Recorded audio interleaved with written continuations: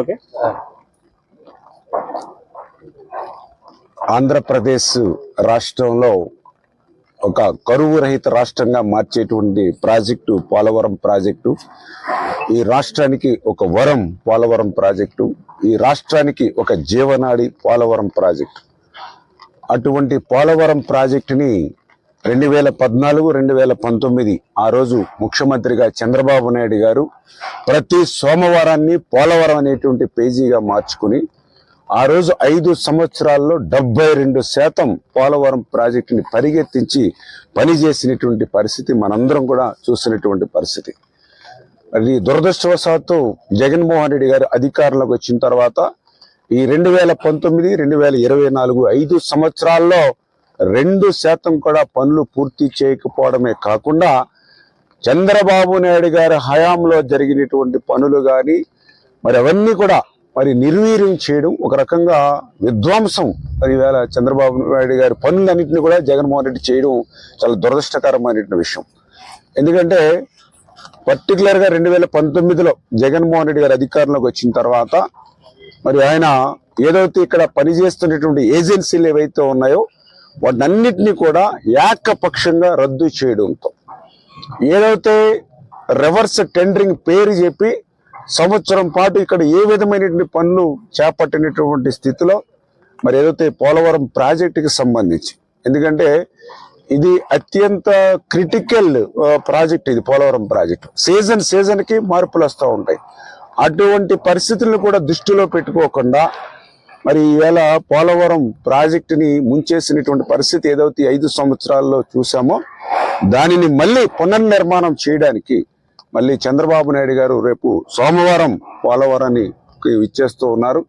ఖచ్చితంగా ఏదైతే మరి యొక్క 5 సంవత్సరాల పోలవరం విధ్వంసం ఏదైతే ఉందో, ఎందుకంటే ఆ మాట మేమేదో తెలుగుదేశం పార్టీ ప్రభుత్వ పరంగా మేము చెప్పట్లా, సాక్షాత్తు ఐఐటి హైదరాబాద్ వాళ్ళు చెప్పారు. ఏదైతే మరి నీతి ఆయోగ్ కమిటీ ఒక రిపోర్ట్ ఇమ్మని ఐఐటి హైదరాబాద్ కోరితే వాళ్ళు రిపోర్ట్ ఇచ్చారు. ఇది ప్రకృతి తప్పిదం కాదు, ఇది ప్రభుత్వ తప్పిదం. ఏదైతే ఉన్న ఏజెన్సీని ప్రత్యామ్నాయ ఏర్పాట్లు లేకుండా రద్దు చేయడం ద్వారా ఏదైతే 2019కి ఇంకొక 2 నెలల్లో అంటే మే, జూన్, జూలై నెలకల్లా పూర్తవలసినటువంటి ఎగువ కాపర్ డ్యామ్ని పూర్తి చేయకపోవడం వల్లే 2020 ఆగస్టులో వచ్చిన వరదలకే డయాఫ్రమ్ వాళ్ళు దెబ్బతింది.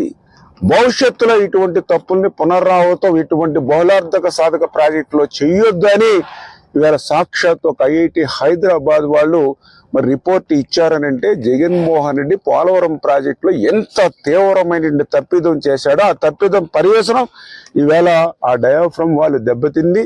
మరి దానికి మళ్ళీ ప్రత్యామ్నాయంగా ఏం చేయాలనేటువంటి ఆలోచన, అదేవిధంగా దానికి ఎగువన ఏదైతే కాపర్ డ్యామ్ నిర్మాణం చేశామో జనరల్ గా దానికి కూడా ఒక 3 years మరి దానికి పీరియడ్ ఉంటుంది.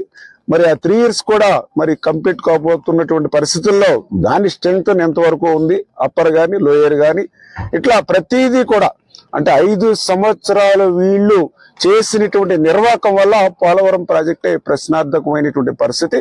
అందుకే చంద్రబాబు నాయుడు గారికి, ఎందుకంటే ఆయన ఏదైతే ఆంధ్రప్రదేశ్ రాష్ట్ర విభజన జరిగినటువంటి పరిస్థితుల్లో 13 చిన్న జిల్లాల ఆంధ్రప్రదేశ్ రాష్ట్రాన్ని మళ్ళీ ఒక వ్యవసాయక రాష్ట్రంగా తయారు చేయాలి, రైతాంగాన్ని కాపాడుకోవాలనే ఆలోచనతోటే పోలవరం ప్రాజెక్టుకి ఆ రోజు పెద్దపీట వేశారు. అందుకే మళ్ళీ ఆ పోలవరాన్ని మళ్ళీ పునర్నిర్మాణం ఏ రకంగా చేయాలి, ఎక్కడెక్కడ ఏ రకంగా తప్పిదాలు చేశారు, ఇవన్నీ కూడా పరిశీలించి క్షుణ్ణంగా ఆయన క్షేత్రస్థాయిలో ఆయన పదవీ బాధ్యతలు ముఖ్యమంత్రిగా ప్రమాణ స్వీకారం చేసిన తర్వాత రాష్ట్రంలో ఫస్ట్ విజిట్, మొదటి క్షేత్ర పరిశీలన పోలవరం ప్రాజెక్టుకు వస్తూ ఉన్నారని అంటే ఆయన వ్యవసాయం పట్ల, రైతాంగం పట్ల ఆయనకి ఇస్తున్నటువంటి ప్రాధాన్యత ఏంటనేది మనకు అర్థమవుతుంది.